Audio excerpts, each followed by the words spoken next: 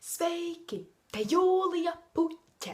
Jā, sāksim ar to, kā piedodiet par maniem taukainiem matiem, viņi vienkārši ir ļoti taukaini un nav mazgāti jau pāris mēnešus, jo es mēģinu uztaisīt rekordu.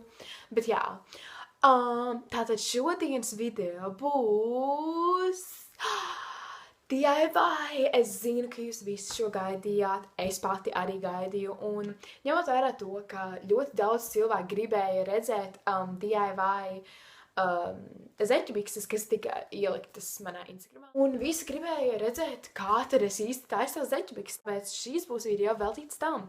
Un es tiešām ceru, ka jums ļoti patiks šis video. Un jā, tad uz priekšu. Kas jums būs vajadzīgs? Ir šķēres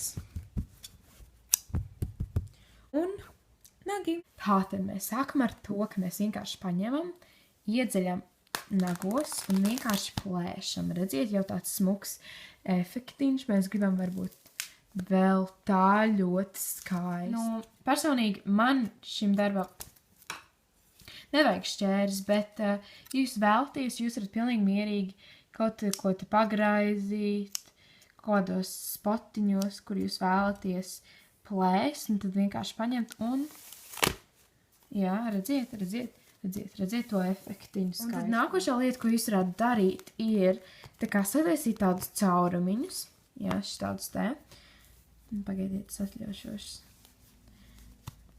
Un tā kā viņus, redziet šitā te un pagriežat, jā, un pagriežat, un tā vispār nevajag griezt.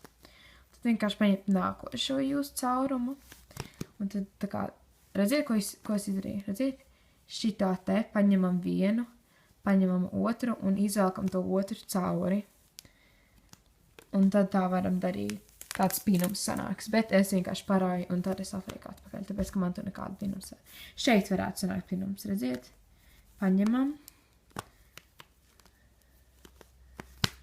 Upsīts. Redziet, varētu sanākt te pinums. Bet, nu, tas tā mazliet, ko jūs varētu izdarīt. Redziet, tās smuks pinums, jā. Bet, nu, manuprāt, pašas par sevi šīs zeķibikses ir ļoti skaistas. Tas ir rezultāts. Es ceru, ka jums patika. Paldies, ka noskatījāties šo video. Neaizmirst nospiest like, kā arī subscribe un komentē apakšā nākošos video. Un gan jau, ka mēs tiksimies... gan jau, ka mēs tiksimies drīz, un jā, tas ir vienīgais, ko es vēlos pateikt. Un tāpēc, jā, tā!